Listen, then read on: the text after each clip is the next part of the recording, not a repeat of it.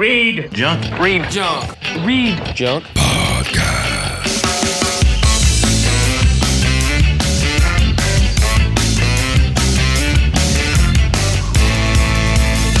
ReadJunk Podcast with your host, my guy. Hey everyone, I'm back with a new episode.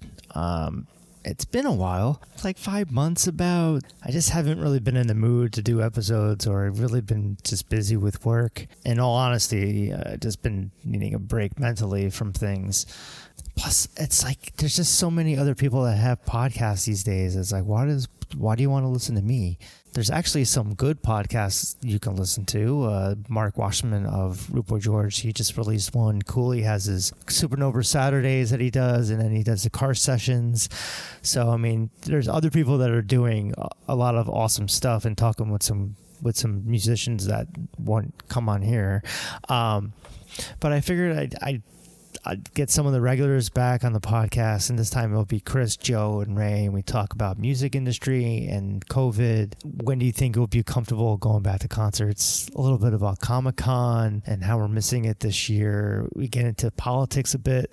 Sorry about that. And then we talk about some things that we're watching, like TV shows and movies. We end things up with discussing some of our favorite Halloween movies that we watched during this time of year. It doesn't have to necessarily be Halloween, the horror movies, but just kind of movies that put you in the mood. Hopefully I'll do more episodes coming up soon. Sometimes it's a good escape. Sometimes I don't have the energy for it.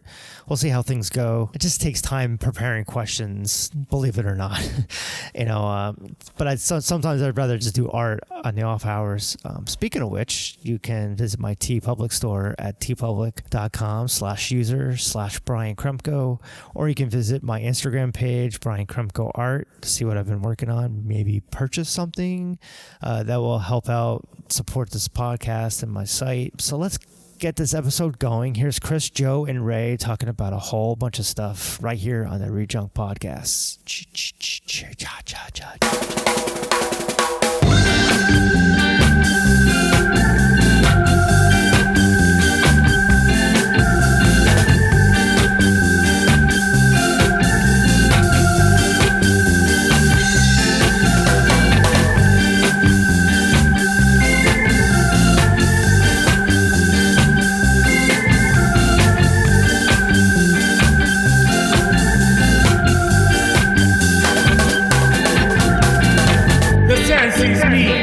El guerrero agrio.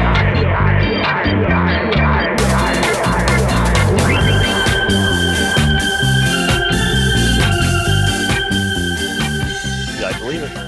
Wait, do we have to sing the theme song, or you throw that in later? It's a ReadJunk Podcast. That's not ska enough. We need more ska. Pick it up. Yeah.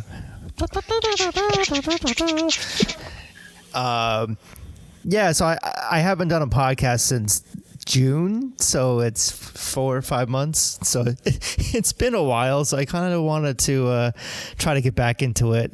I think one of the main reasons why is just every musician person has a podcast, and I'm like, no one wants to hear me talk, but now I'm just I'll get back into it slowly, but I figured I'd have some of the regulars on. So we got Joe, we got Chris, and Ray, which none of you guys been on at the same time. So I kind of wanted to mix things up a little bit and just kind of talk about whatever comes to mind. Comic-Con, movies, TV, music, and politics even. I'll even get into that shit. So how you guys doing? Doing good. All right. Surviving here in Pennsylvania. Yeah. Ray, how you doing? All right, just keeping busy by working, and really that's about it. Yeah. And social distancing myself from others. It's kind of hard to do when you work at where you work. Yeah, that's true. So that's a challenge within itself. But, it is what it is. It's the new world, and it's not going to change anytime soon. Have you had to kick people out for not wearing a mask? Well, we could, but that actually really hasn't happened. Because for the most part, people are compliant. You just let them know what the rules are, and for the most part, they understand the rules because they want to enter, the store, and they want to purchase stuff. They're there They need their toilet paper, yeah. for essentials and stuff like that, So. Well, I mean, it's kind of bittersweet talking to you guys this weekend because it would have been Comic-Con this weekend. So it's usually for the last couple of years we've been all going to New York Comic-Con. Chris, I don't know if you've gone to New York Comic-Con before, but Yeah, I've always wanted to. It just missed out because it's like find out it's sold out by the time I figured out I want to go out. So I'm like, yeah, I mean, I probably wouldn't have gone if I don't get press passes, but but yeah, I didn't go last year because I was at Disney. My brother went in my stead, and he didn't really care for the experience too much, but it was good to seeing you guys. Yeah, usually our once a year get together. Yeah. Yeah, that's go ahead. probably the one thing that I miss about missing out on Comic-Con this year is just the tradition of it. It's become a tradition where we actually meet up every year and hang out and stuff like that. So that's always fun, and it's always something to look forward to. Yeah, we would always have our Thursday night movie early showing. What was it? Last year was the Joker. Yep. Yeah, the Joker and the Venom before that. And if everything was normal, it probably would have been, I don't know, Venom 2 or... Yeah, I don't know what would have been coming out at this time. It probably would have been Wonder Woman, or no? That would have been coming out later, I think. I think if everything was normal, Wonder Woman and what other big Black Widow, those would have been summer movies. But Venom would have been like a fall movie. Yeah, maybe the Eternals. Wasn't the Eternals supposed to be the second one this year? Yeah, I don't know about that though. I think Eternals probably would have taken time anyway for it to get released. They probably would have pushed it anyway towards the summer and make it a summer movie. I actually heard, I don't know how much truth there is into this, but another reason behind why they pushed the Falcon Winter Soldier Disney Plus show is because apparently there's a major plot point that you would have had to see Black Widow before that. So I would imagine that we're not going to see that until maybe summer next year now at this point. Yeah, if Black Widow might even be just shooting for Disney Plus. They announced that Soul Pixar movie's going straight to Disney Plus. Yeah, that was today, without the premium stuff like Milan. It's a bummer missing out on movies too.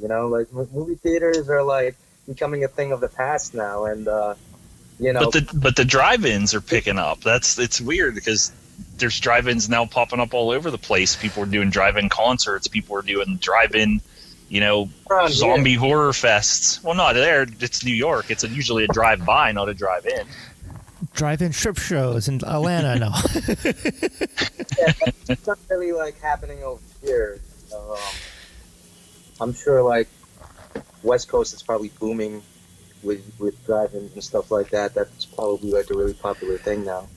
Yeah, I know some bands that I know that Carbon Leaf, they couldn't, they did some drive-in shows, and then some states they couldn't do it because of the restrictions, but then I think they're going out to Midwest, which is a little bit more lenient, I guess. Yeah, I've seen Local H has been doing a lot of them. They're I think Illinois, if I recall, where they've been pushing. I probably did half dozen of them already that I've been seeing the drive-in shows. But none of you guys have done any. Has there been any opportunity to see live music at all?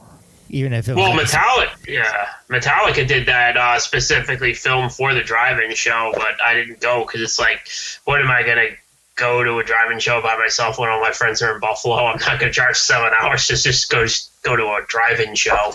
Tickets for that were $120 a car. So if you were just going yourself, I guess that's about a Metallica concert ticket, but or cheaper. Why? Yeah, probably.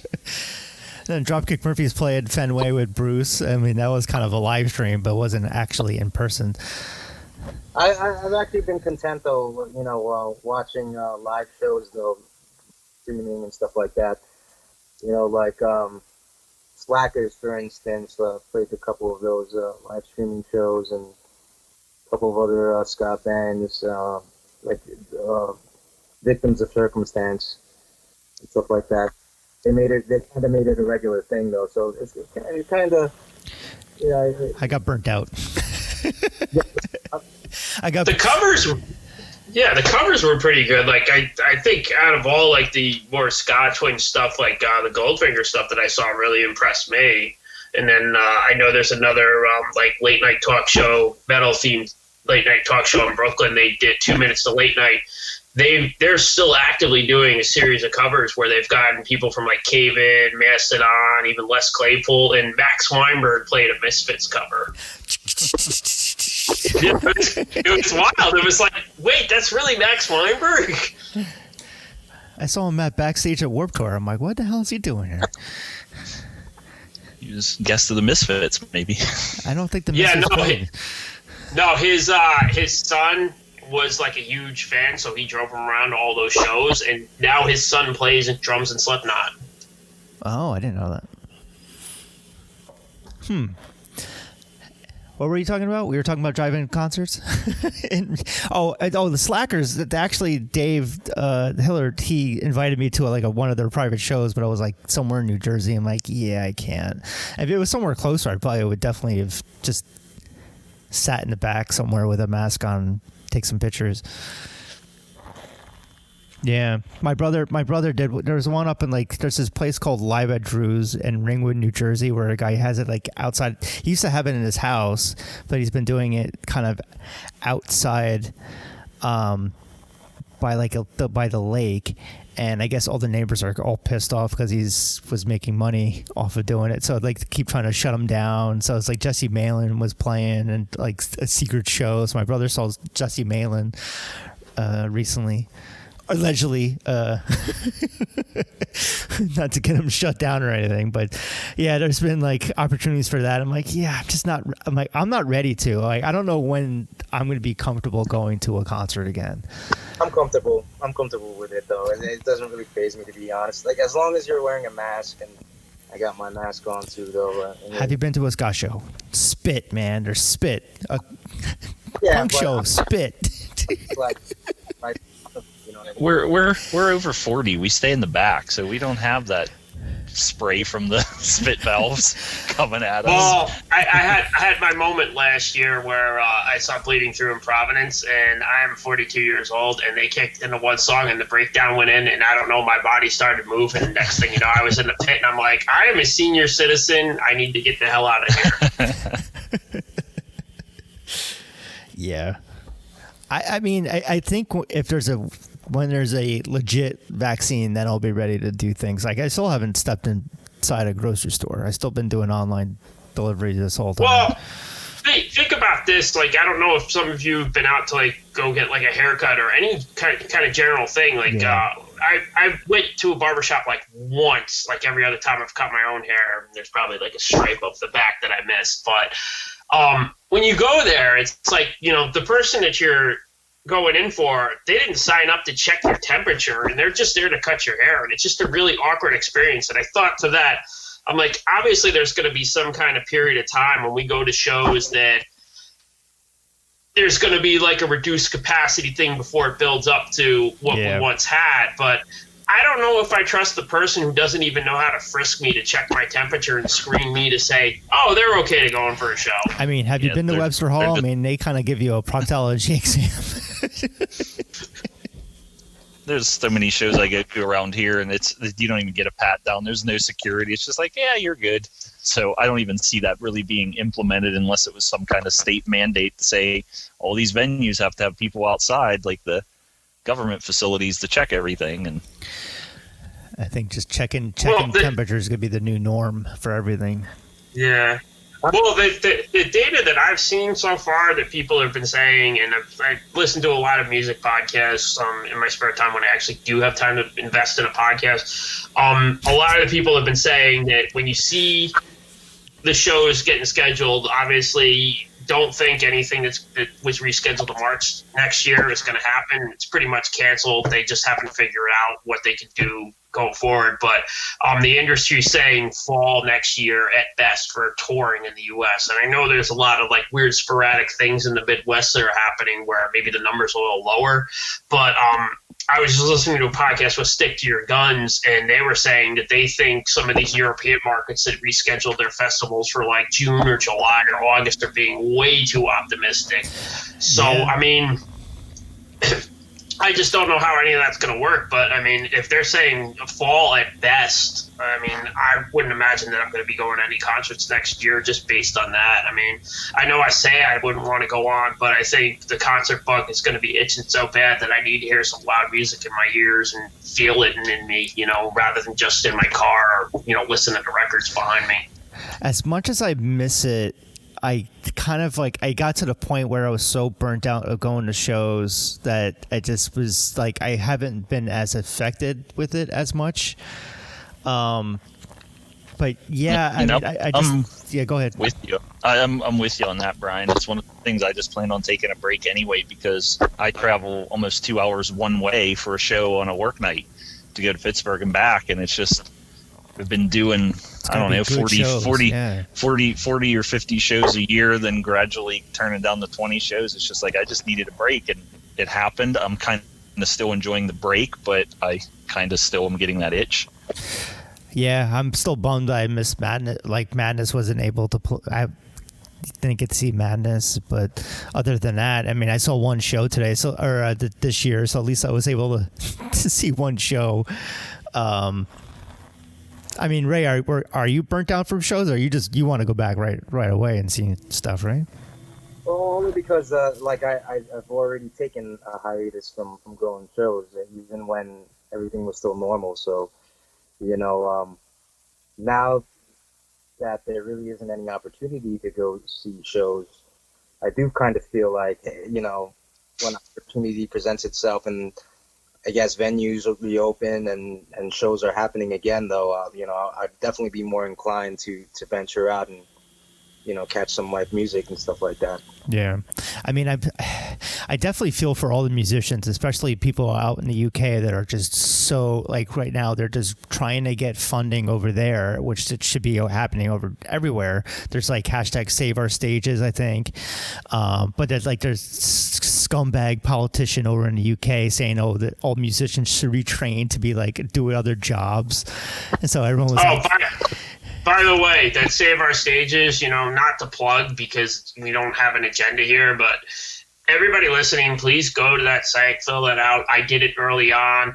It sent emails out to 3 senators. 2 of them didn't respond back to me, but one of them did. So it does, the message does go back. I did have one of my senators email me. I mean, if it's anything just to kind of get the ball rolling on that conversation, just please go do that. Because it is going to be with venues and musicians. I care more about the people that work at the venues and the musicians more than the actual, because it's just when it's all said and done, it's going to just be Live Nation venues. Well, yeah, I mean that's the sad part is like one of the venues by me, the Strand, they opened up a GoFundMe at the beginning of this saying, if we don't make $200,000 by the end of the year, we're not going to be able to do this. They're not a Live Nation owned venue. And I know there's other places like Great Scott in Boston that straight up closed, and they tried to do they tried to do a breakup of the ownership. Like if you purchased the share, you would own the venue going forward, and they were going to move it to a new space. And I mean, I'm just scared. I know that we are not done losing venues, and I'm just scared to see what venues can't hold out until the end of next year, you know? Yeah, like Knitting Factory is not a Live Nation for New York, for example. Like those like smaller type clubs, it's gonna be tough. And like look at Broadway. It's like Broadway just announced that they're not gonna be opening until spring. So I'm like wondering if the venues can find it in some way that they can just have the bands play, and then you buy a ticket and then they have the bands play. But then it's like, it doesn't make sense. It's like it got to be just local bands that play it, and then they kind of just rent out the space at least to keep them running at least, or do like fundraisers that way.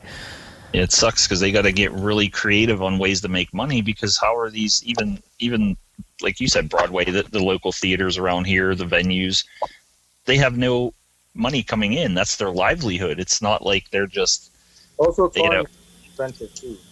What's that? Yeah.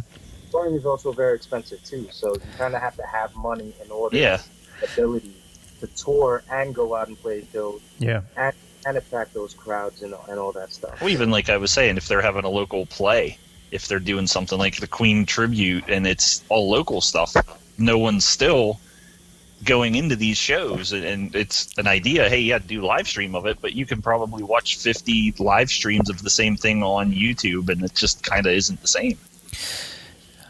And I think with some of the bands, like I think Mastodon, I think I saw that they filed for unemployment so they can pay for all of their crew, and which is great. I mean, it's not every band can do that, but well, I know Metallica for a fact had their crew on retainer. Retainer, for those that don't know, means that they're paying these guys so that if a gig comes up the last minute, they can go and support it with all the roadies, light crew, sound guys.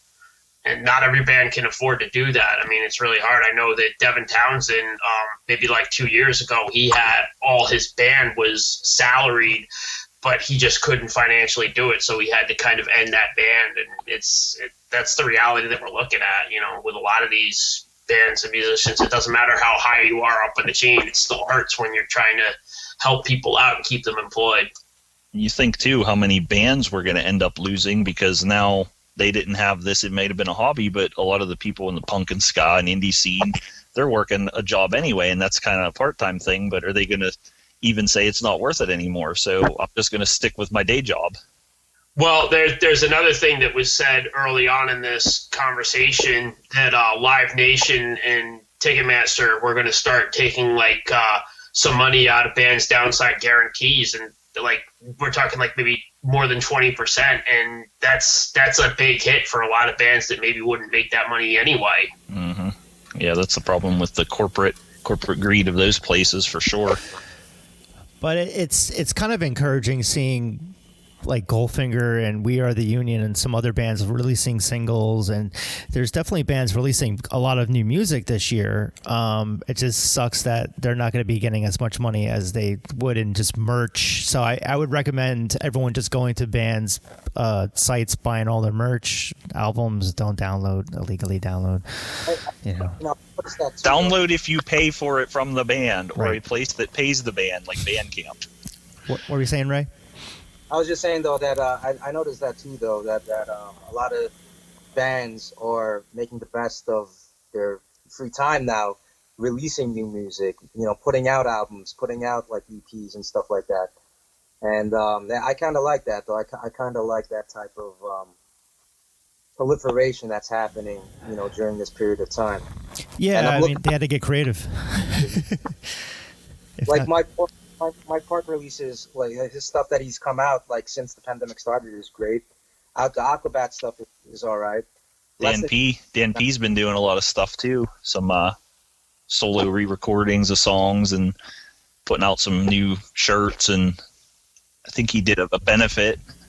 I've been noticing that bands have been doing more like reissues of previous albums or live albums or something like that to kind of make ends meet, which I don't know if for the hardcore fan it's good, but I'm not really a fan of like re-releases or live albums. But hey, if it helps support them, sure. But yeah, they can do that with the material they already have and just kind of remaster it with new technology and put it out there for people again. I guess it's easy to do because there's no really cost to them. They have it already. Just here you go. If it's digital only, they're not paying anything other than maybe upload fees that they need for whoever they're releasing it through. Yeah, now that the vinyl plants are open again, it's like you're starting to see a lot of new like re-releases and stuff that wasn't available for a while. And there is a little backup because apparently one of the plants in California burnt down, but some bands are transferring some things around, and maybe there's a little month or two delay, but things are picking up, and you know, record store days are back on track. But you know, unfortunately by me, most of the stores that I would go to for record store day are not open outside of like the Newbury Comics chain, so it's a little weird. And the other downside to not being able to see concerts is, I mean, just it's dark, but it's just because certain musicians pass away. Like Eddie Van Halen just passed away of cancer, and then Toots died of COVID. You know, John Bryan, like just there's a lot of people have passed away from this, and it's just a bummer not being able to see Toots again. I was happy that I was able to see him the one time.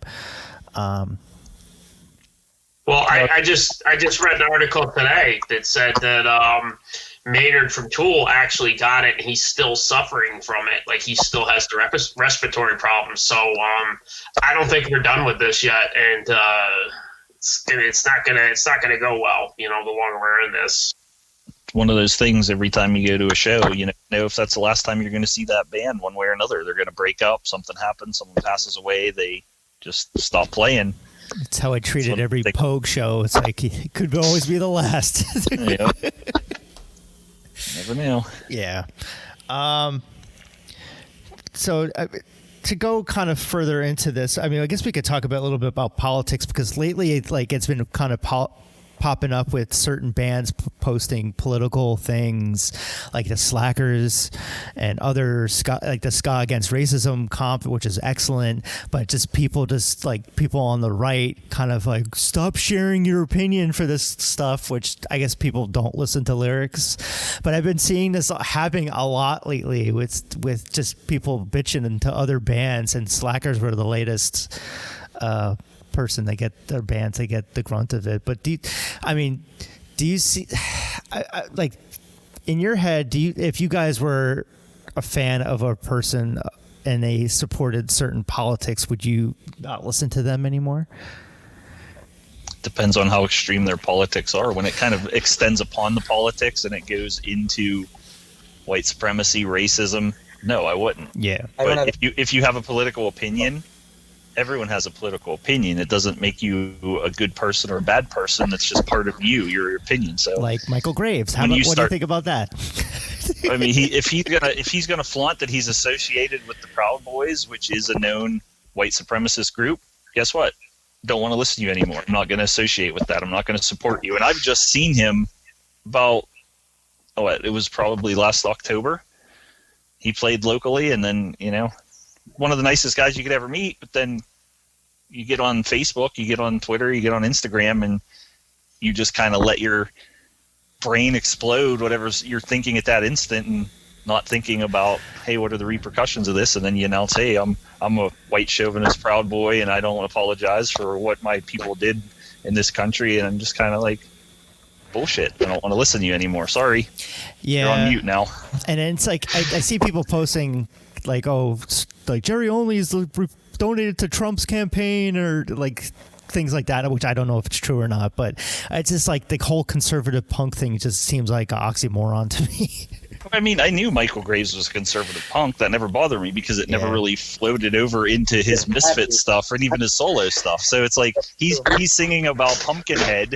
So why do I care if he's conservative and, votes Republican? Doesn't really affect me that much because I like his music. But yeah, it doesn't affect the music either. So, I mean, you think about it. How many things do you enjoy in the entertainment world? Whether it's books, movies, music, comics, you don't know the political backing of any of those people. You don't know what those people are like personally. So you're just enjoying what they're putting out in the public, and sometimes stuff comes out. And I mean, lately it feels like it's happening. Go ahead, Ray.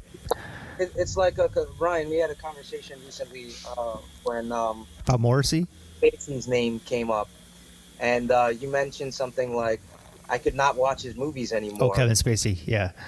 Yeah. So, but and then coincidentally, like, I happened to come across like one of his movies, and realized like he was like a really good actor, and he's in a lot of really good movies, and I can still separate what he's done, as far as like all the issues that he's had with his actual acting ability and stuff like that, because I don't really know him as a person. You know what I'm saying? Like, so. Yeah, exactly. That's kind of the odd part about it, is you don't know them personally. And it's like if somebody dies, like when Harold Ramis died, I loved Ghostbusters and I loved a lot of his other movies, but I really wasn't that affected because he's a celebrity and I don't know him, and I'm not going to feel any differently from just this person that's on TV. You just have a cold heart. You just have a cold heart. I mean, it's like I'm sad. I have empathy for it, but it's not like if my grandma were to die, because I There's grew up certain with her. actors, where it's just like, oh, like just like Chadwick Boseman, like recently. Like, that was very sad. Yeah. That was unexpected, and he had such a great run of movies, even outside of the Marvel movies, with like 42, and just he was just a great talent, and then gone so quick, and that's the sad part. But it's just like I didn't know him personally, so I'm not gonna like have a funeral in my backyard or anything. But yeah, I'm obviously gonna be pretty sad and upset, but not like crying about it.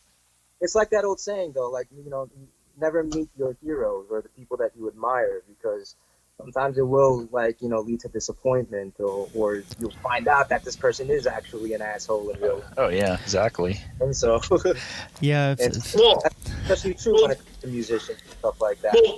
If Beetlejuice comes on, right, and Beetlejuice or Ferris Bueller's Day Off, Jeffrey Jones was busted with child pornography. I mean, I still watch those movies, and it doesn't give me as much cringe as like when I see some of the wrestlers that got caught in the speaking out movement that are still employed for some reason. I mean, I don't know. It's like I don't cringe for Jeffrey Jones, but like when Will Ospreay wrestles in New Japan, who basically got a wrestler blackballed because one of his friends allegedly raped her, it's like, where do you draw the line? Yeah, one of those things, going back into wrestling, I grew up a big wrestling fan, and the whole Chris Benoit thing. He was one of my favorite wrestlers of any era, and he ended up strangling his wife and his child before killing himself, and it ruined his legacy. And it didn't really affect me to the point where I can't ever watch any of his matches, but you can't watch any of his wrestling matches without thinking,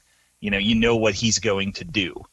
You know what happens at the end, and it's more sad and depressing, but I can still watch his stuff, and I can appreciate him for what he put out there and for who he entertained, laid his body out on the line, which was the cause of probably his issues. He had some concussion issues, he had some mental issues, he was probably on some kind of painkillers or steroids, and you don't know what's going through people's mind, and he snapped and did that, and it's kind of that same thing. You just don't know what someone's going to do, but do you not like it anymore, or do you just separate reality from entertainment? Yeah, exactly. It's just like a case by case with me. Like Louis C.K., I can't listen to him anymore. Michael Jackson, I'm kind of like with all the I don't know. It's like I used to love his music, and back when I was younger, and then hearing stuff, I'm like, it's weird.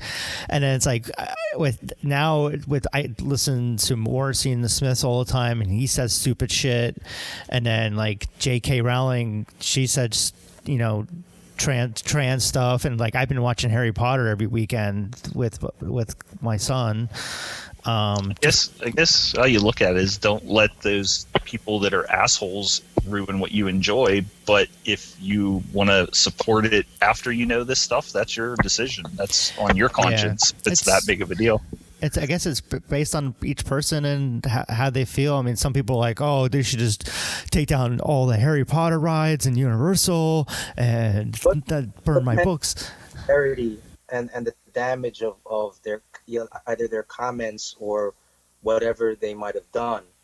I'm definitely not forgiving when it comes to a heinous act, like whatever, when it comes to, something like pig fucking. What's wrong with that? I want to fish fuck, yeah. Sorry, I derailed the conversation. It's like work conversations. That means you're on to the next topic. Yeah. Well, go ahead.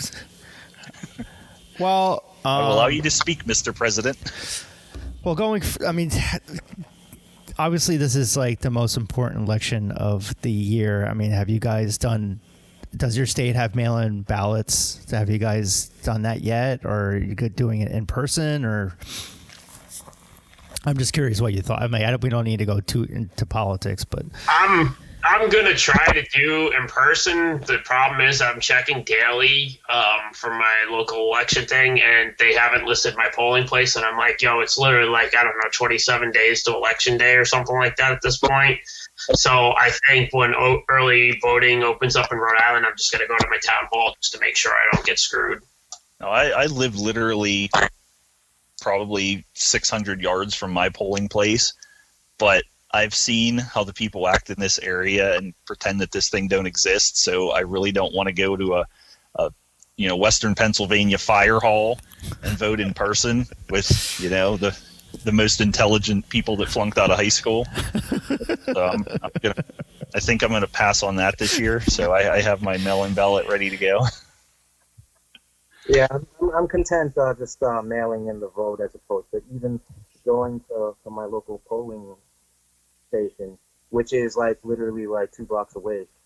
So, but I'm fine with the whole mailing situation. Yeah, I did the mail-in already. We last weekend we dropped it off at the secure box, and that was on a Sunday, and within that 5 minutes that we were there was like 7 people that are just dropping in stuff. So I'm like, that's encouraging, at least for New Jersey.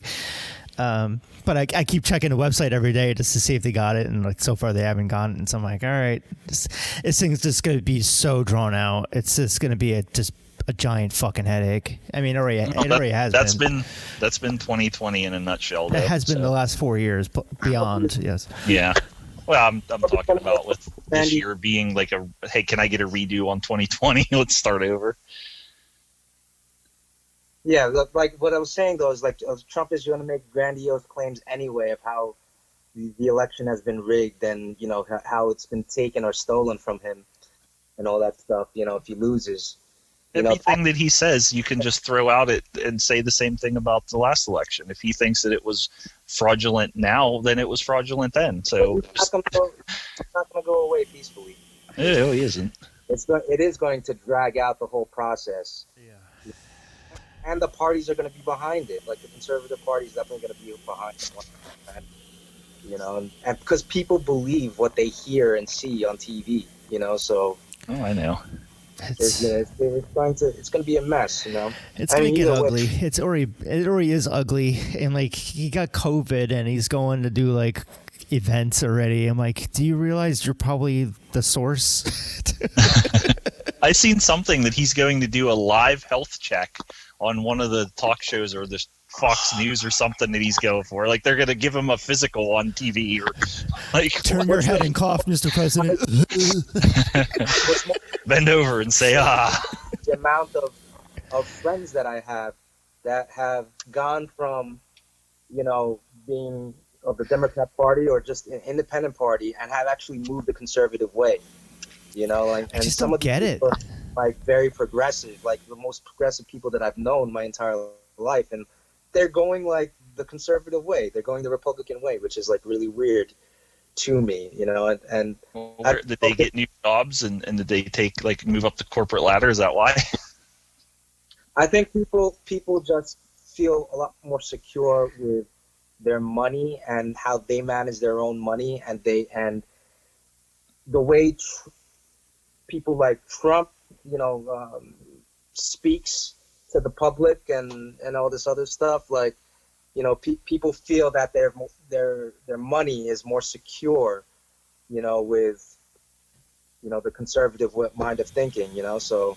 Well, yeah, when you go Democrat and liberal, they're going to be burning down the suburbs, right? And taking everyone's guns and ammo so that they can shoot white-tailed deer. Yeah. Yeah, the housewives are going to be lost in America. Taking your guns away. It's kind of interesting how they can manage to straight up twist the narration and just convince these people of these stupid things. Like, unfortunately, I was having a conversation with a family member who's been twisted by someone from the other opposing side, and he's got my father believing that if Biden becomes president, the whole country is going to shut down and be rubble in 2 years. And I'm like, oh my God, they actually believe this. Did they miss what happened this year? Did they not realize what was going on? I like the Biden ad, or not? It was the Trump ad about Biden's America that pulls stuff from what's happening under Trump right now. Like, what are you trying to throw out there? Like, it's happening now under you.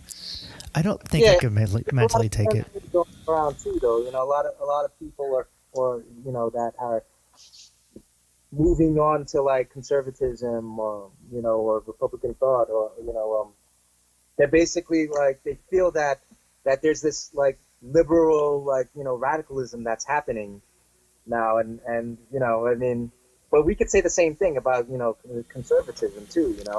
I mean, there's no dog whistle anymore with racism. It's out there, Just check out any Facebook page. Part of that has a lot to do with the leader that we have for this country right now.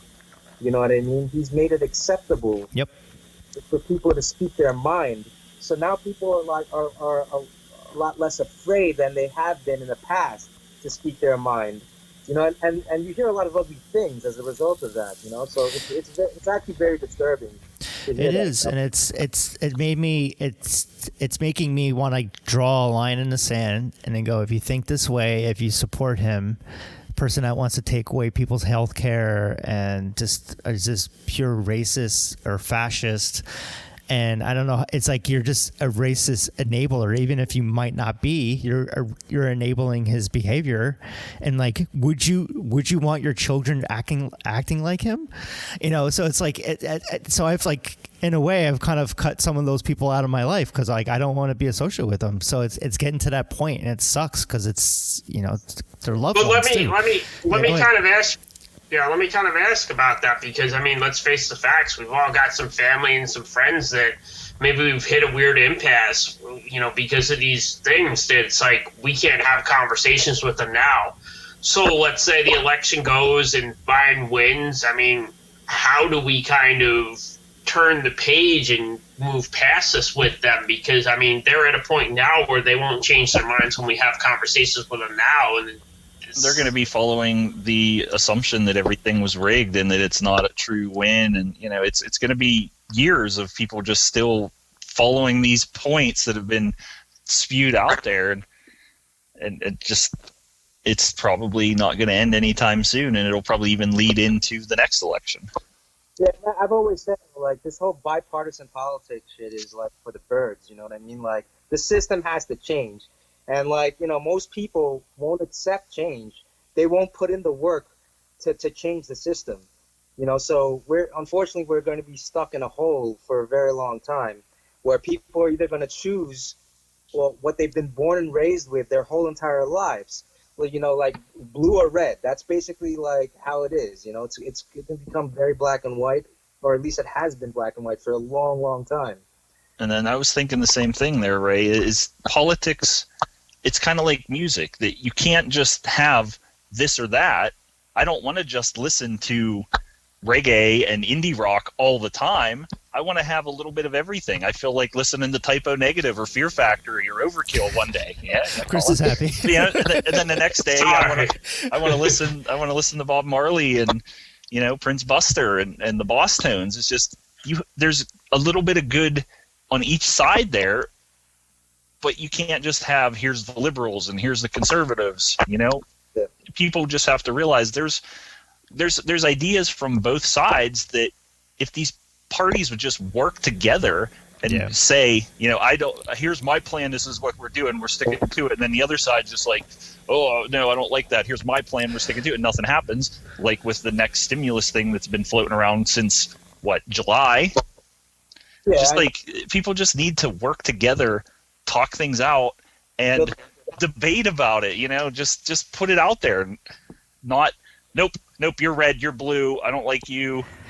But the problem with it now is, at least if Biden gets elected, I mean, he's not my first choice, but at least he is someone that you can work with. And like, that's what the problem is. It's like this cycle of going 4 years of this person or 8 years of going, and then it's just like this circle that just never gets, it just spinning in the mud of the tire, It's the lesser of two evils, and yeah. And of course, being an American, I hold the role of the president to a very high standard, and our current president right now does not meet any of those requirements. know, No, he's a celebrity put into politics. That's what it is. That isn't any good at either of those things. With my punk rock ethics and mentality, you know what I mean? Like, how can I support a guy like this? You know what I'm saying? Exactly. Exactly. He's a corporate fat cat who wasn't even good in business anyway, and he somehow talked his way into becoming the leader of a nation.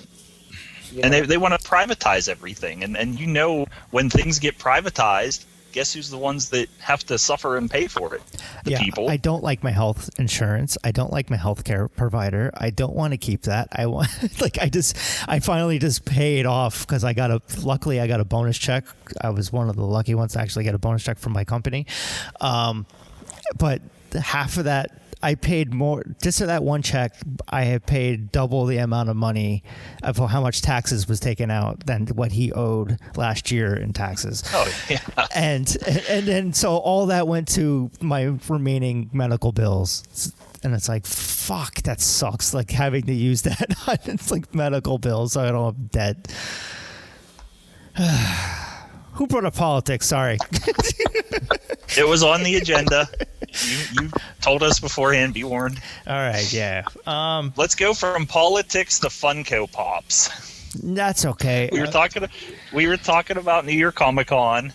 Yeah, with Comic Con. I just missed taking pictures at that. You miss being crowded in shoulder to shoulder like sardines with 7,000 other people. Yeah. Taking pictures. I saw the 10-inch child.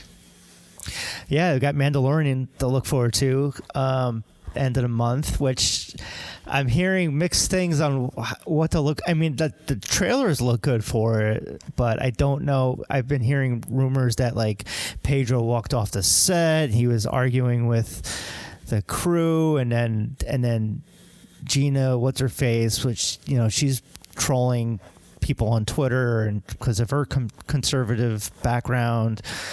So it's just all this drama in the behind the scenes. So I wonder how the show season 2 is going to be. They should have just got Carl Urban to play the Mandalorian because he doesn't care if people see him. He knows that people know he's there, and that's all that matters. Just going by the trailer, though, I mean, it still looks awesome, So let's face it, you're gonna watch it anyway. Oh, I'm gonna watch it absolutely. Yeah, but I was hearing he's in it for the Mandalorian, the character is in it for the first half, and then since he walked off, or I don't know if it's been fixed, but that's what the rumor is. And then the second half is more about other people that are the rumor was he wanted to be seen more. He wanted to show his face, have more actual acting scenes without the helmet, but that kind of totally defeats the purpose of the character, right? I don't know. I mean, that's how it was in the first season. I guess he didn't come on to the show until a couple months into shooting. So they were using body doubles anyway.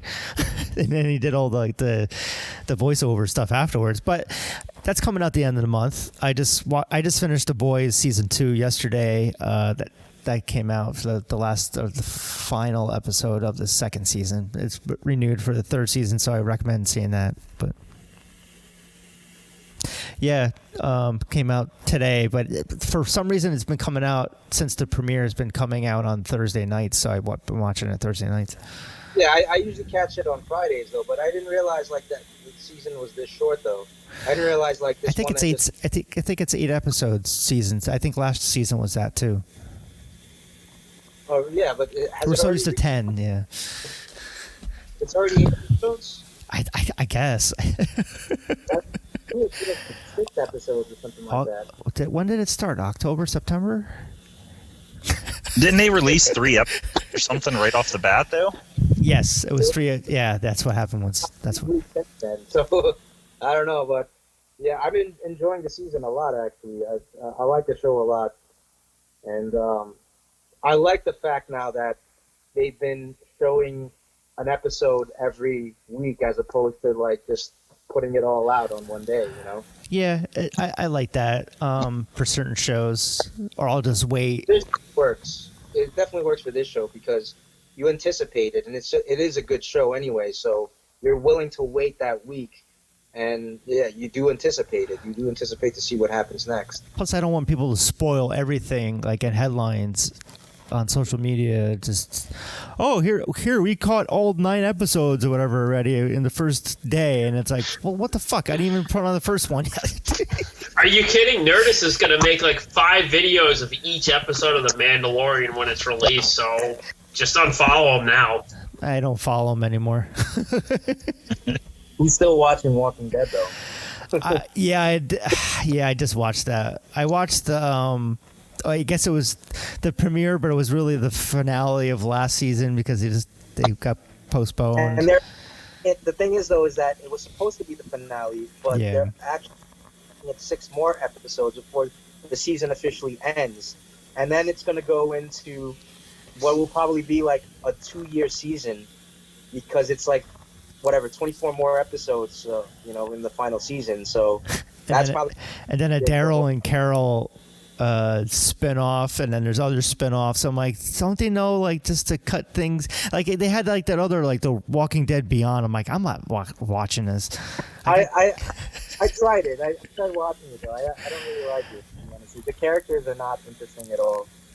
Yeah, I stopped watching Fear, too, because I used to watch Fear, and then I was just... the storyline was stupid. Yeah, it kind of got better, though, when it became, like, a post-apocalyptic Western, but... I like parts of it, and then I was like, Morgan every episode, we gotta help people. And it's like, oh, fuck off.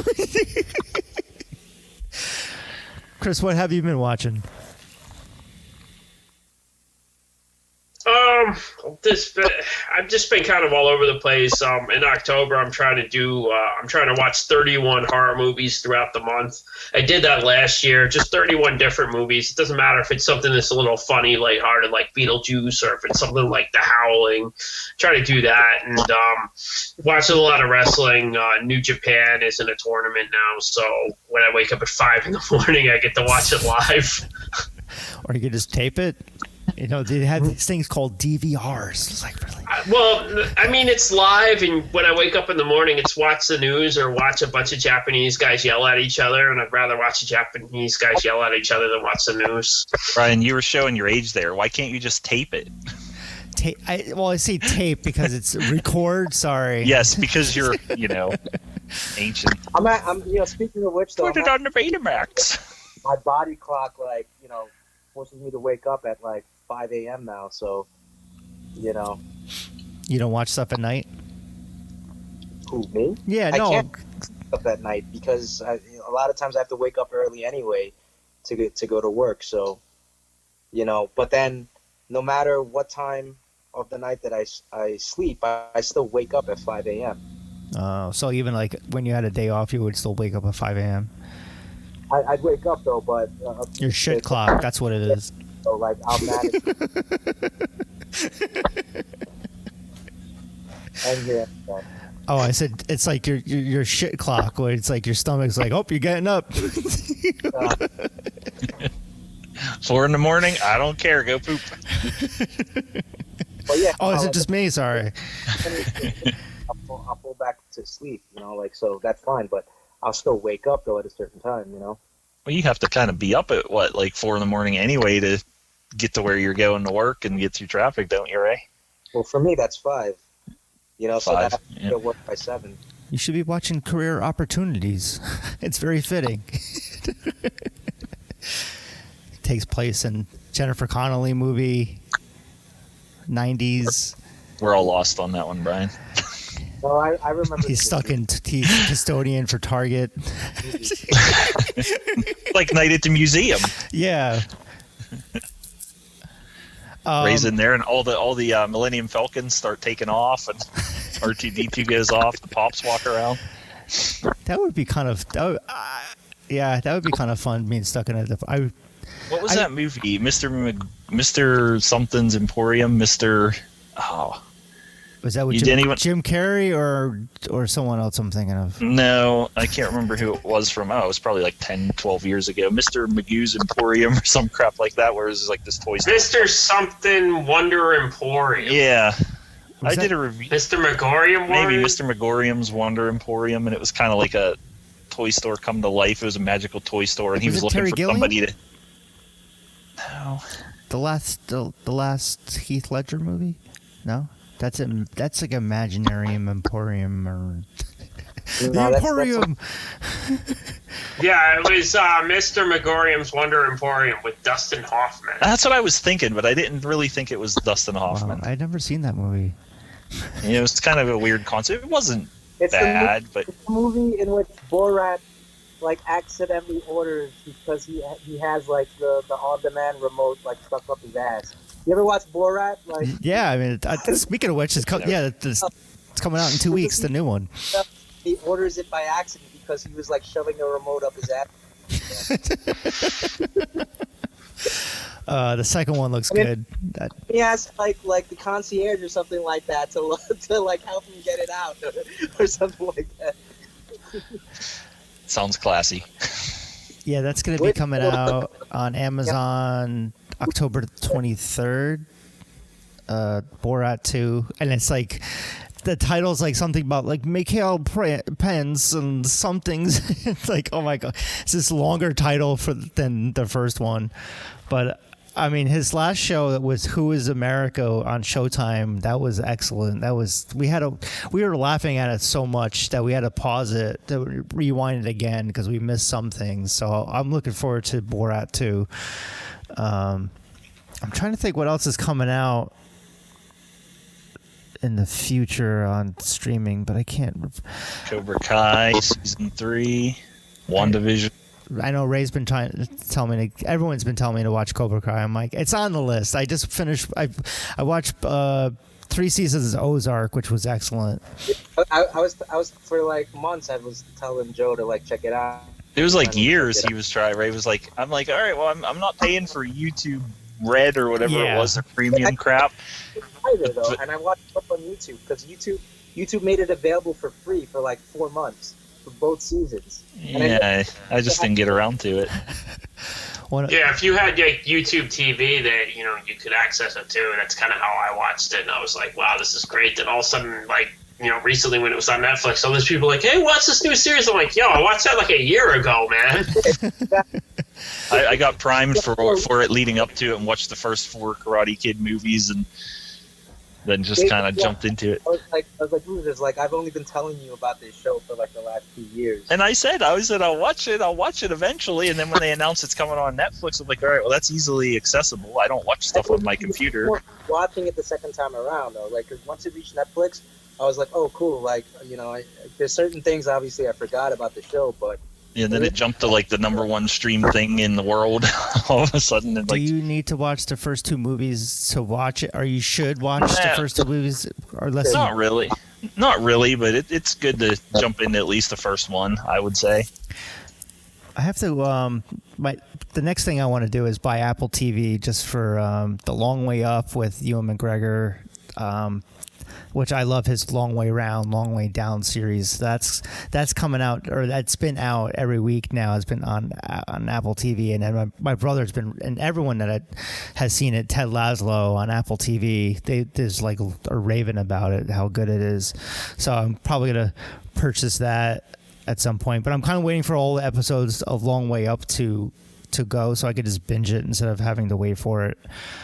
Another platform, I know. I've been, for the last couple weeks, I've been debating whether or not to cut the cord or not for cable, and been arguing with them. And just, I have like a spreadsheet now of how much I pay and all the services in my cable, and I mean, give or take, it's only $50 difference. So I just like called the retention for cable and got them to knock the price down a bit, but like they raised me like $16-20 or something like that, and I'm like, so I was trying to call them, and then last week I did, and then I go like watch HBO on last weekend, and I'm like, I don't have HBO. The fuckers downgraded me to like a different package, so I didn't have HBO or Showtime or any of these stations for like a whole weekend. How would you survive? I know. Well, I want to watch John Oliver though, Well, just dump it and keep internet connection, and then you can get some like YouTube TV, they've expanded everything. They have the Viacom package now, which is what I use. And I mean, if that's too much, I mean, you could get both Sling packages, I think, for under $50. That might have all those channels and more that's not actually available on that. Plus, I mean, what's it cost more to add like HBO Plus or something, or HBO Premium or whatever it's called? Well, it's HBO Max. That's $14.99. But I was looking into it. I was probably going to get was Fubo because it had MSG and some sports stations because I'm such a jock. Fubo? Yeah, Fubo, like, for us, by us? Yeah, it was like $80 for like a package of a bunch of stuff that you can watch live, but it also had MSG and some like hockey and soccer stuff. So what are you going to do? Watch the Rangers lose in the playoffs again? Over and They didn't over. even get to the playoffs. It was three games and then they were out of the bubble. Well, that technically was the playoffs, so it'll count. How does this work with hockey? Because technically they'd be picking right back up right now, right? They did the draft just recently, and free agency opened. I think they're aiming to go into December is when they're going to restart. Nope, it's January 1st. They're aiming for now. Things keep getting pushed back, so I don't know how that's gonna, as far as sports go, because I know, like with the Jets, like they can't even beat COVID. Like they had like football, like they had to get quarantined now because some players, because what football is not doing what hockey did. It was like they had in soccer. Well, soccer had a little bubble. Basketball had a bubble, but basketball did. Baseball did for. I think the playoffs they are. I don't follow baseball, but yeah. The NFL is just traveling to and from, and some cities allow fans, some aren't. Yeah, like the Tennessee. I don't know how it's gonna work. The Tennessee Titans are a team that there was like 20 people from their organization that just tested positive within the past 2 weeks. They've already postponed a game. They pushed back another game a couple of days. So it's just like it doesn't make sense why they're doing what they're doing because it's week 4. It's gonna continue happening, and like they didn't account for pushing games. You know, they'd have to run a shortened season. That's the only thing I could say is if they shortened the season by 6 weeks or so. But hockey, it worked out well because it was in a bubble. But I just, for the new season, I just don't know how it's probably going to be like 25%. Or first it'll probably be no people in the stands, and then it'll probably eventually the same way where they'll probably do concerts. You know, they'll probably just. Well, I know I saw an article today that said Miami just approved maximum capacity at their stadium, which is like 65,000, and it's like, how could you do that, man? Yeah, 65,000. Florida. Shit. It's Florida. What do you like? Yeah. They don't care. Just that Bugs Bunny gif for just sawing off Florida. Sorry, Mom. And Disney. Sorry, Disney. Well, I was skeptical. I mean, with Disney, it's kind of. I was like, yeah, well, why are they doing it? But it seems like it's going okay down in Florida. But you don't, as far as people not getting COVID, but Disney probably wouldn't tell you anyway if people got COVID. But just the amount of layoffs they have done with all the cast members has just been so sucky with. What was it? There's just another like 28,000 people they're going to be laying off or something. Yeah, I feel for them. It sucks. It's that in Disneyland. Because Disneyland hasn't opened this entire time because it's California, but it's like people are pissed off at the governor, but it's like there's a fucking pandemic. What do you want? It's the same thing. Like, I would like to go to a movie. I need to get my hair cut. What are you talking about? I need to go get some new tires from a pickup truck. Yeah. What else did we not cover? Since I'm probably not going to be doing another podcast for a while, I figured we would finish things up with our favorite Halloween movies. Since Chris, you already kind of brought that up a little bit, but I figured we would talk about what are some go-to Halloween movies. It doesn't have to be horror because I'm not really a horror fan, but I mean, I get scared. Like Adam's Connor's family. Probably braver than you watching those movies, isn't he? He's scared of the fucking bathroom, man. He's like, it's like, Daddy. Then he really is your. I'm in a meeting with my boss. And he's like, Daddy, I have to poop. I'm like, can you go by yourself? No, that's gonna eat me. I'm like, what is gonna get you? And it's funny. It's The like snake that's in the he toilet. wants the shower curtain closed, like he wants the whole, and I want it open because I have a phobia of it, people behind it. So it's like we're kind of conflicted. I know. And the one time I'm gonna have it though, someone's gonna be like boo, and I'm gonna be like piss myself. Someone needs to just stand in your shower with the thing closed, so when you open it, they're like, "Could you close that, please?" Close it. Just a little slower. I'm going to the bathroom in here. Let me alone. I'm shitting in your tub. Golden shower. Halloween movies. All right, Joe, Yes. you go first. Oh, Halloween movies. I like to go for a little bit of local flavor, so Dawn of the Dead's always one of my favorites around this time. Beetlejuice is definitely one. The Addams Family movies. Me and my wife love watching them. Yeah, those are such. Every time I watch Addams Family and Addams Family Values, there's something new that I find funny about it. It's just so great. Great when you were a kid, and then you watch the stuff, and then you realize it's for everybody. There's so many things in there. Like, all right, that was definitely for the adults at that time. Yeah, I enjoyed the rebooted animated one, but it wasn't the same as like those I ones haven't watched that one yet. I plan on watching that one this season. So yeah, it wasn't terrible. Family itself, though, isn't it? Because Addams Family was originally a comic strip. yeah, that one's more true to the comic strip, Right. Charles Addams comic. Right. Yeah, and then the show came, and then decades later, the movie came. So Yeah, I just like that came humor of it. full Yeah. moderately interested in seeing it. I mean, when it comes to Halloween stuff nowadays, I don't really watch too much horror stuff. I'm not into the blood and gore stuff. I'll watch like Pocus.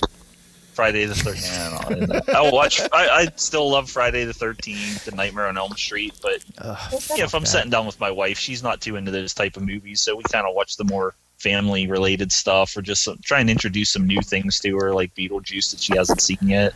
Monster Squad. Monster Squad is amazing. Wolfman's Got Nards.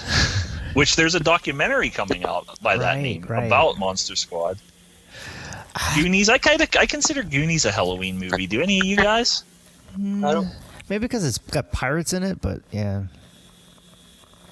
Well, speaking of pirates, I'm like, I kind of was watching the Dead Man's Chest. I'm like, hey, this is kind of Halloween. Harry Potter, I kind of put in that. I always kind of, because they always came out in November, so I kind of. But they're like, a lot of them were. Wasn't there a Christmas one, like a Christmas setting for one of the There's always Christmas in it, yeah. Yeah, so I mean, it kind of jumps all over the place, but I get what you're saying. A little bit of like witchcraft and sorcery. Yeah. Like Sleepy Hollow is. I always end up watching that after Halloween because it came out in November, and I always remember it coming out like Thanksgiving time. But I consider that a good one, the Christopher Walken one, where he just. That's Johnny Depp. Give another line here. Because that was the one from like around '99 with Johnny Depp, right? Yep.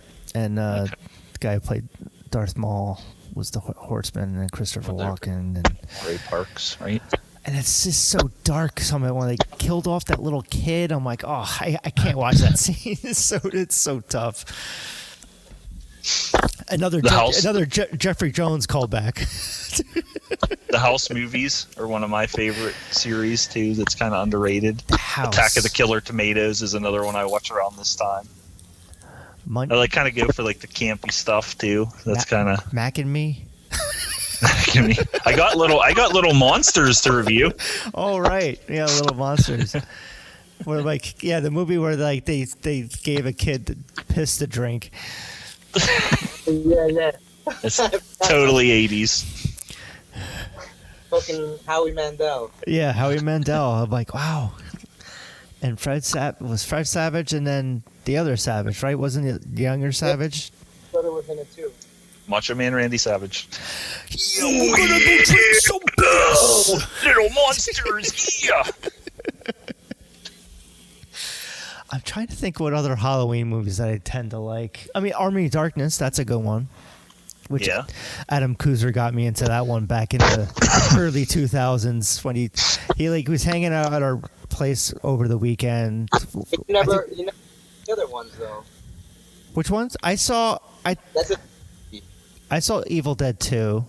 I've seen the series. You said the series. That's one thing. But I think I've seen the first movie. It was kind of. I felt like the second one it was better because it was more like jokey the way I kind of liked it. Same movie. It was just like, let's do the first movie again with a bigger budget. Yeah, that's exactly what it was. The first movie was like more of like an indie movie. I don't think I actually finished the first one. I was like, yeah, fuck this. The second one was like the first half is like the first movie, and then it goes into its own. You know what's a good underrated horror movie that doesn't get enough appreciation is Cabin in the... Wolf Cop. Wolf Cop. Yeah. Wolf Cop. Jesus Christ, Vampire Hunter. No. That is an amazing movie. No, it's Cabin in the Woods. And then Tucker and Dale vs. Evil. Those ones are like just really great. I've heard a bunch of people say about Tucker and Dale. I never watched them because they look stupid. But it's so many people said, watch it. That's a really funny movie. I highly recommend that one. Cabin in the Woods too is actually a very good movie. To me, Cabin in the Woods is like a love letter to horror fans. Wasn't that remade like 6 times though? Cabin in the Woods. Am I thinking of the same thing? That's for like Chris Helmsworth, and then it's kind of has some jokey stuff to it.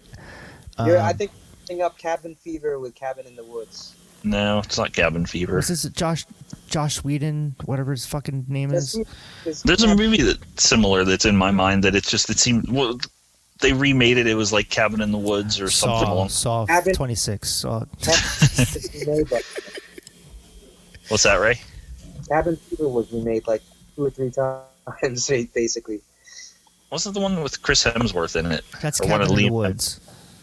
Okay. Yeah. I thought that was a remake. No, I don't think it is, but it's a good one. You should definitely check out those 2 movies because it's like cartoony gore if you're not for anyone that isn't into too much gore. If it's like Army of Darkness stuff, that's fine. I'm all right with that. I mean, I don't have a problem with it. I'm not affected by it. It's just the Saw movies are a series that I just am not into because it's just like that. And the Hostel movies is like, let's spend porn. 5 minutes slowly moving an arrow or a needle into someone's eye. It's like, ooh, that's very exciting. No thanks. That's like what the hell is that movie with Emily Blunt? The Quiet Place, like that. You're beautiful. Yeah, that's what. James Blunt. No, not James Blunt. Anyway, you're asking about Halloween movies, so you just stuck and stayed with Joe.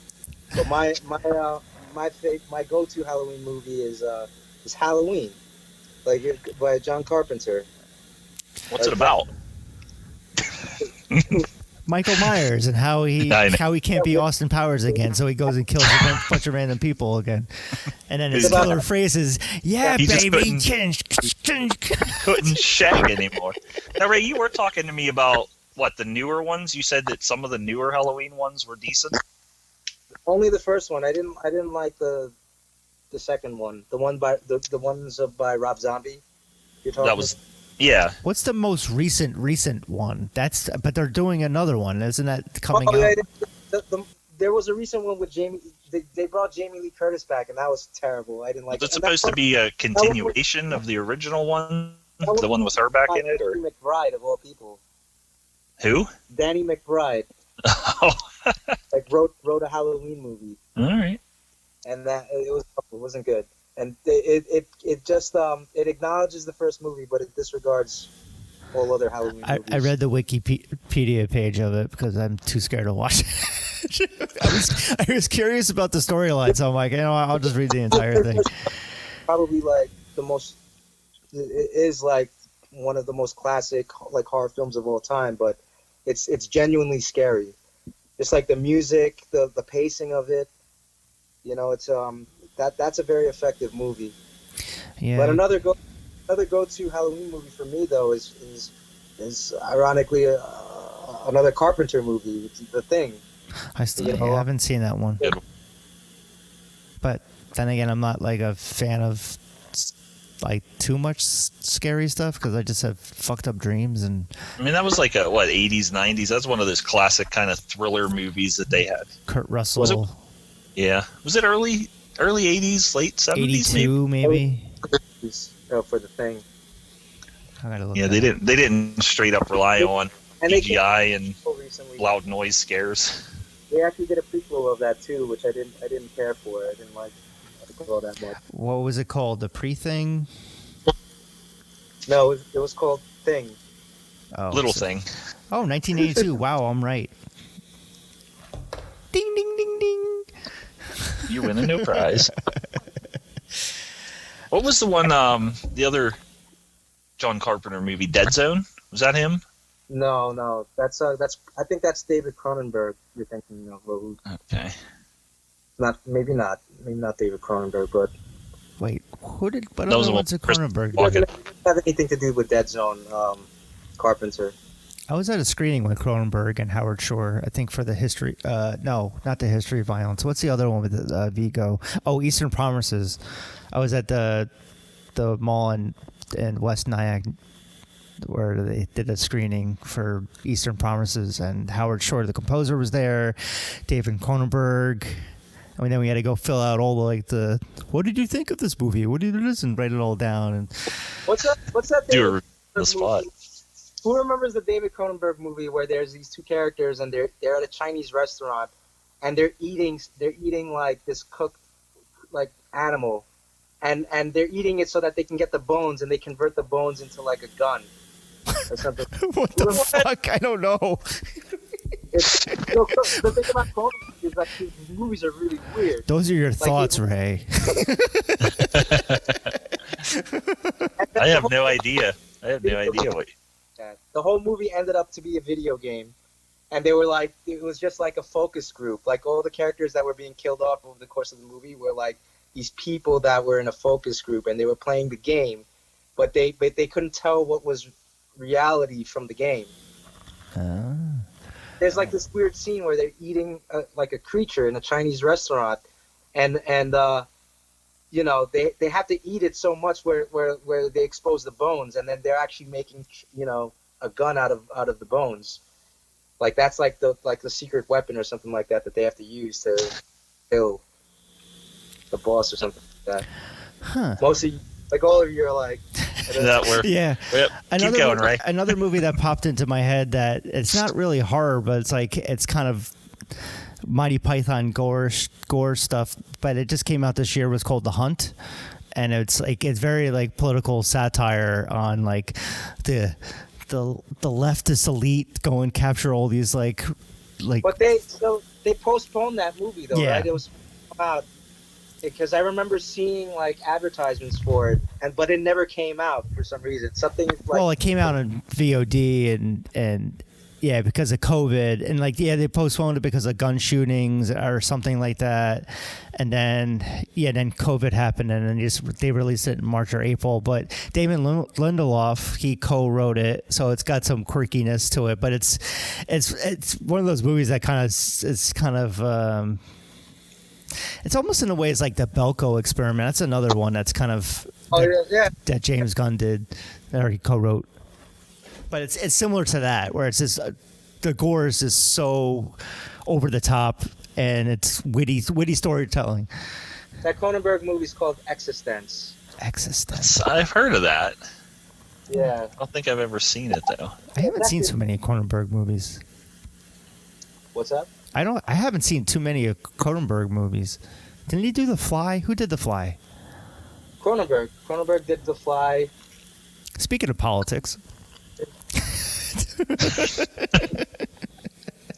Return of Fly. Oh yeah, he did do Dead Zone. He did do Dead Zone. Drop Zone? Drop Zone with Wesley Snipes.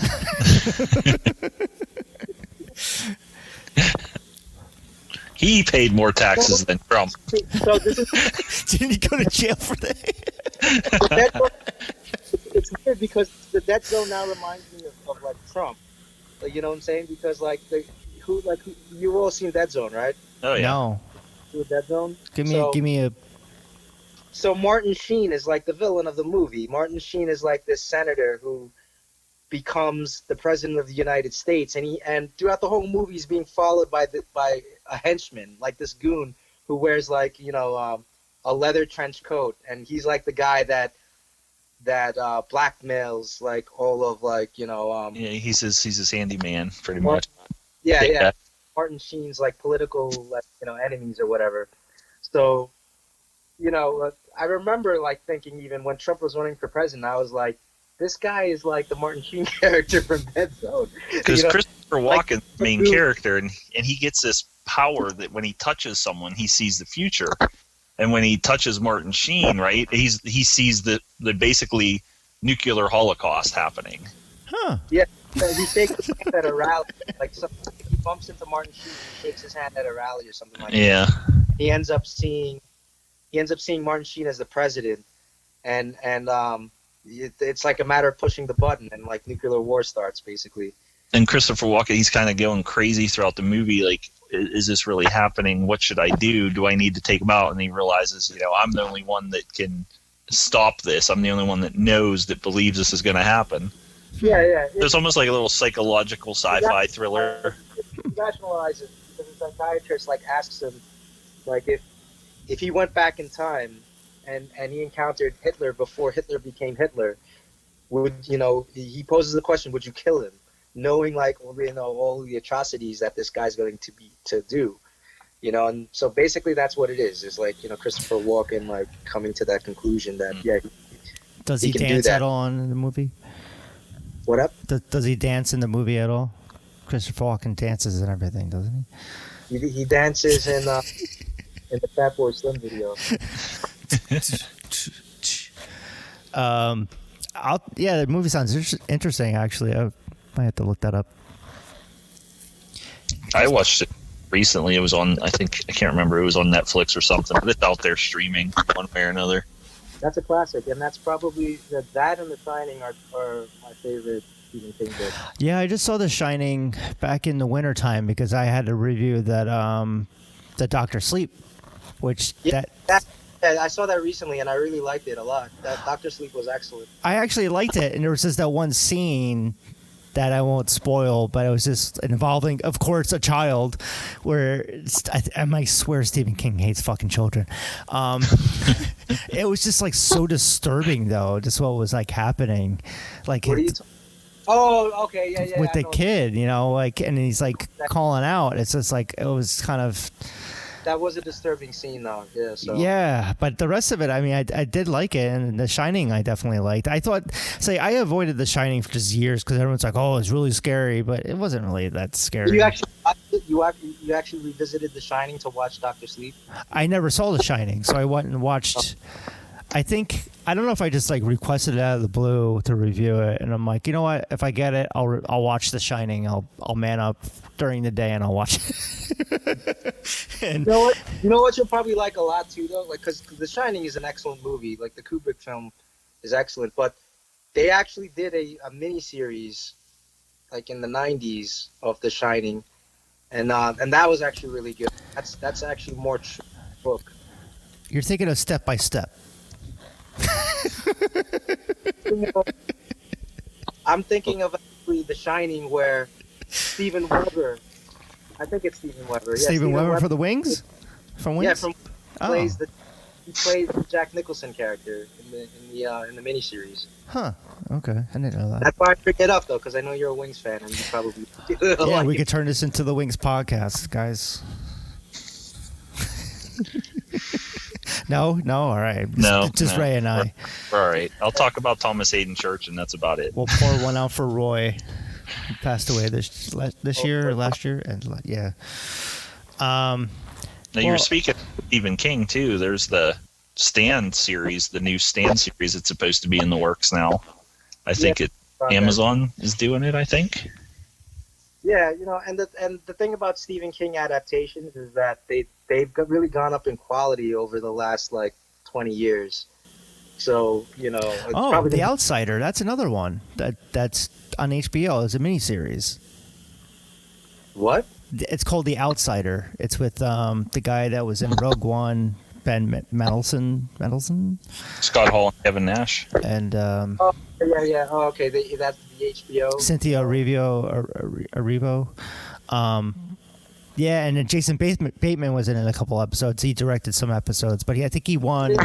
That I didn't watch that for some reason, but people have been telling me to check that out. Yeah, I liked it. Yeah, I reviewed that. That was one of the last things I reviewed because that has dried up lately. I was a big fan of like hard-boiled stuff, like True Detective and stuff like that. So yeah, the first half of it was kind of like that, and then it kind of goes into more of like The Shining, the Doctor Sleep kind of like psychic kind of and like weird kind of.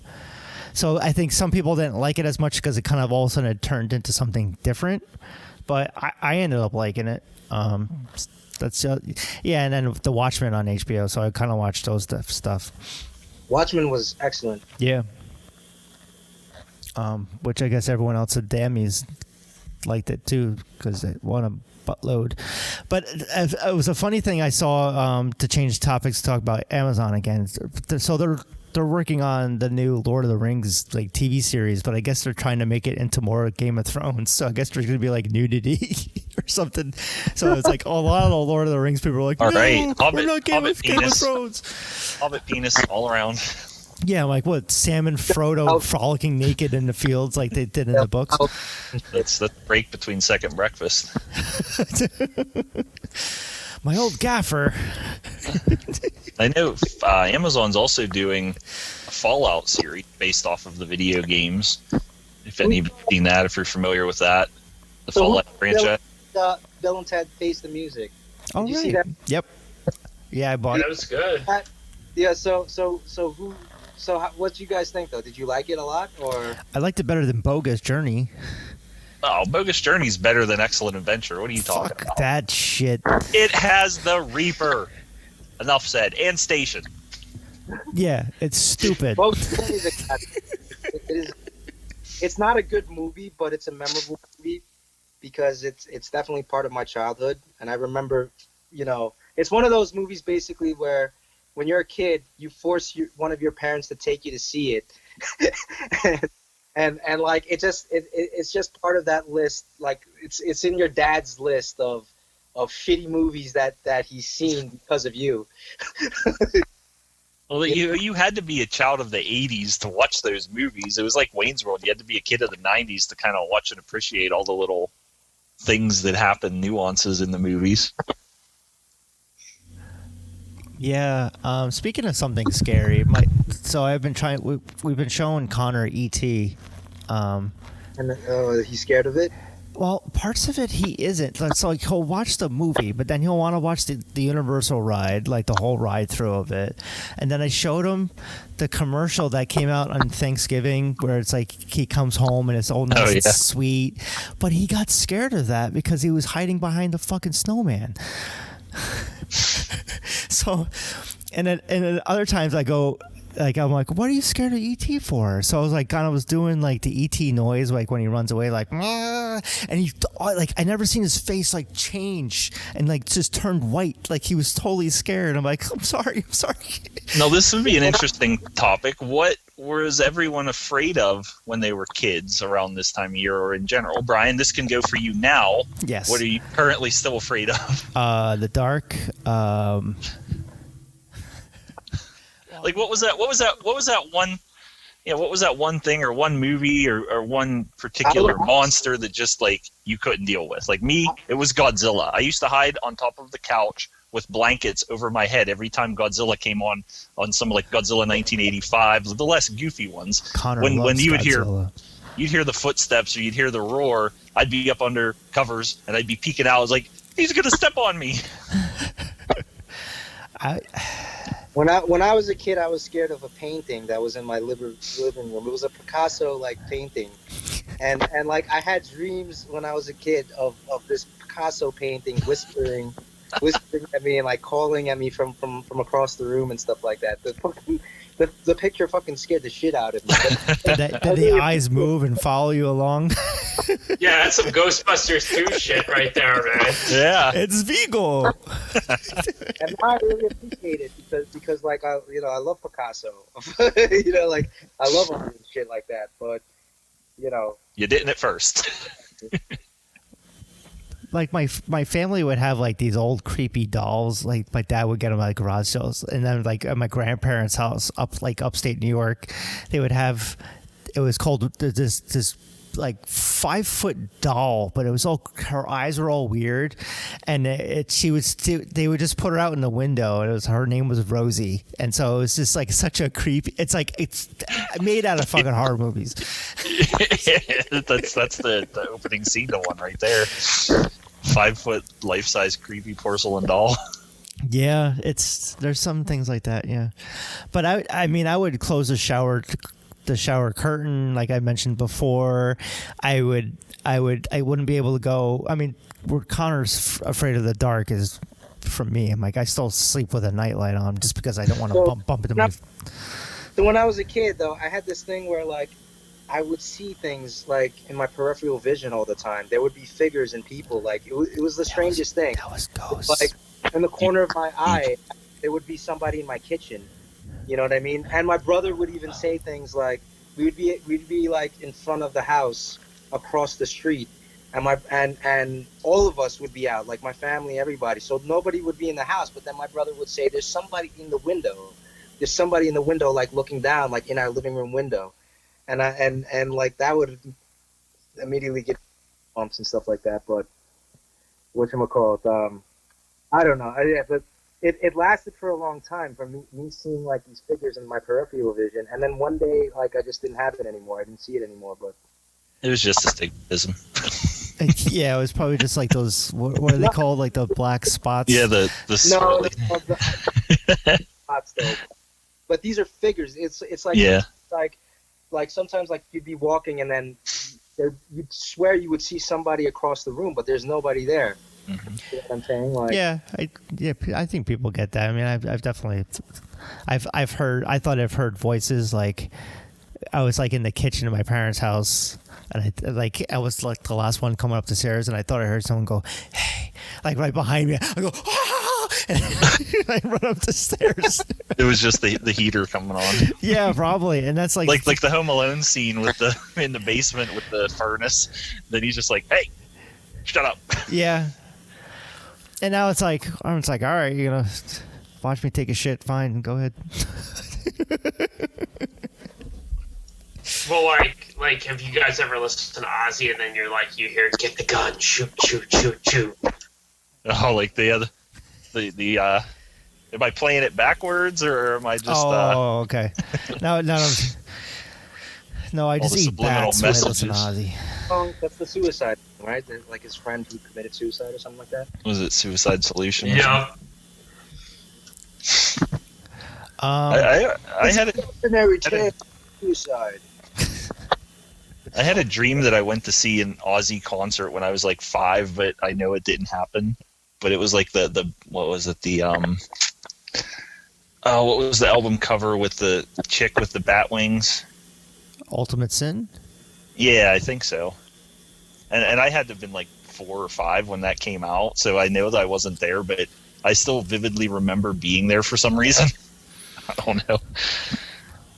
That was my second concert, was Ozzy. The No Rest for the Wicked, I think in 1989. Yeah. Back in the good days of Ozzy when he was just throwing buckets on people. Didn't sound like he was, yeah. Pissing on the Alamo. Yeah. Back in the days where like people would throw bats at him, and they're supposed to be rubber bats, but he picked up like an actual like a mummified bat that somebody threw at him, and he bit the head through it, not realizing it was real. And then he got COVID. Fake, Sharon. Then he got COVID. Wait. That's where it all started. Conspiracy man. I'll finish it later. Could somebody fry this for me, please, Sharon? I want about. All right. I think we're getting into goofy territory here. Well, this is fun. We didn't hear from Chris's Halloween movies yet. Well, I mean, so which ones have you seen so far? Well, we were talking about his go-tos. Well, I mean, I'm obviously going to add Beetlejuice to the viewing soon. But like, obviously Monster Squad's there, but I just watched Night of the Creeps by Fred Decker, which I think is a great classic. If you haven't seen that, please go out of your way to watch it. I'd also recommend American Werewolf in London and at least the first Howling movie, because after that they get stupid. Ernest scared stupid. The Howling movies are not good at all, but I remember being scared of the first Howling movie because they used to show it all the time when I was a kid, and for what I always remember that scene where there's this guy that turns into a werewolf, and that always scared the shit out of me. But yeah, I've never seen that. Night of the Creeps is a great movie. That's actually one of my favorite horror movies of all time. Yep. Has any of you ever seen the original The Crazies? I know it's been remade.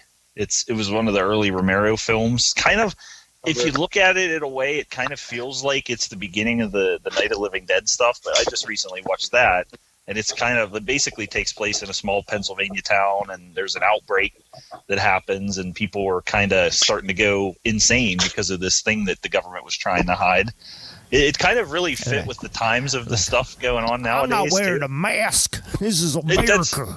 It's like I'm not wearing a hazmat suit when there's an outbreak 2 miles away. I'm just going to go right in my Jeep, and we're going to take over this town. And then they're like, well, there was like 5 truckers that we didn't stop that just went and spread it everywhere. Well, we're doomed. Well, I think it's been an hour and a half of doing this, so I think we should. I don't know. Good luck if anyone has finished this episode. We all gotta put our chin diapers back on. Right. Yeah. Nice talking to you guys. It's good to see you. I hope everyone's so safe. Man, the mask wearing is so annoying, especially when I got like whiskers and then like fogging up my glasses. I can't wait for it to be over. Whenever that is, it's probably gonna be a whole nother year of this. I don't know if I just ordered 3 more. Right? This is the last episode of the podcast. No, I mean I'll probably get back into doing more, but unless I lock myself into the loony bin after the election, I don't know. Depending on the results. Maybe we need to keep doing it until the election to keep us sane. Yeah, I mean I'm paying for hosting, so for podcast hosting, so I guess I should do some more episodes. Not maybe actually interview people, but that takes time and an effort. Yeah. Like you got to think instead of just talk whatever comes out of your mouth. Yeah, I mean, I like these episodes because I can just shoot the shit with you guys. It's talking to someone else that isn't my family. It's like they're sick of me. It's like, but yeah. So next time, I think we should everyone get good mics, and we'll have some more discussions. Maybe we'll plan one soon.